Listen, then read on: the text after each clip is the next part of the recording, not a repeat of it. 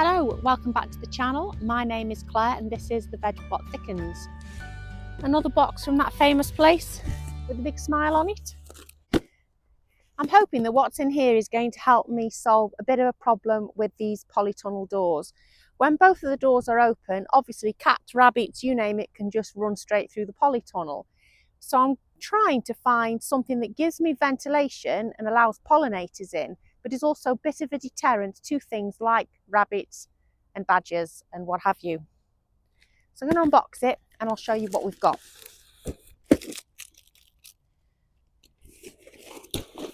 It's freezing this morning. Got down to -3.5 degrees in the polytunnel last night.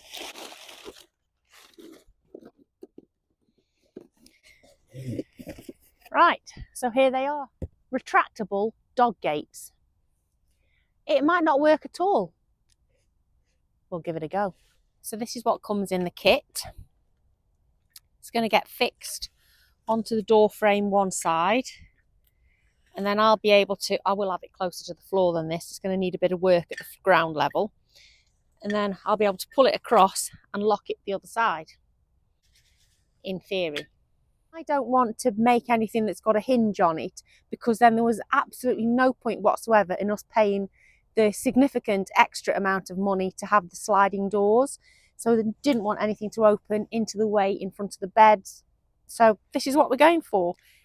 So stick around to the end of the video to see if in fact this is a genius idea or whether it's a complete failure. Just going to start by moving back the wood chip from the doorway so that we can get it quite level. And I'll probably have to move these bricks back to be in line with the bottom of the gate.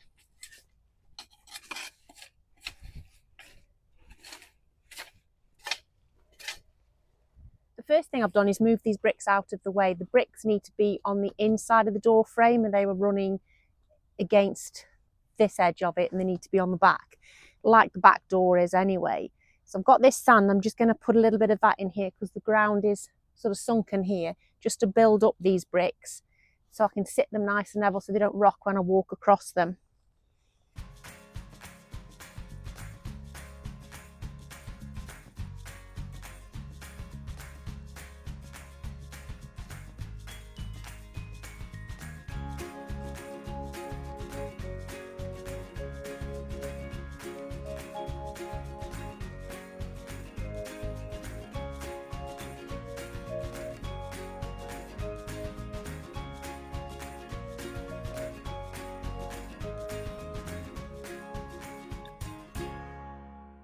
Right, so the door is now ready to have this fitted against it.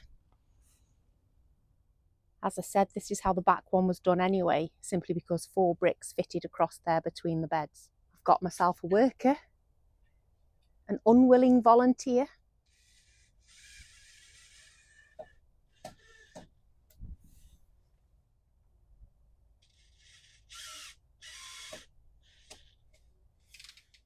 Here's Duncan's best Stretch Armstrong impression. Just fixing the other side on now.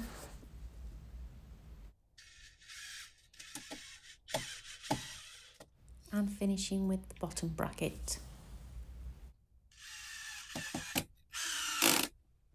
The brackets come with a sticky pad on. You stick that on, place it on the frame where you want it to go, unlock the gate from the bracket, and it shows you where to have it positioned.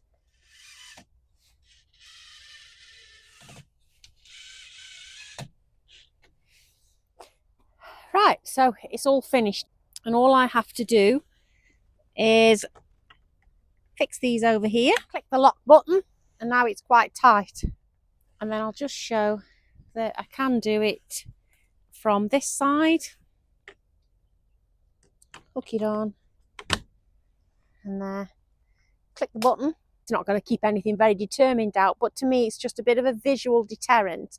And then what I'm thinking of doing is fixing a bit of net wire over here and having some bird meshing that I could drop down over the doors in summer. I'm not so bothered about anything coming in and out at the moment, but if I've got tomatoes and things fruiting that I don't want birds to come in eating them, so that's what I'll do for summer. But for now, I'm leaving it as just this.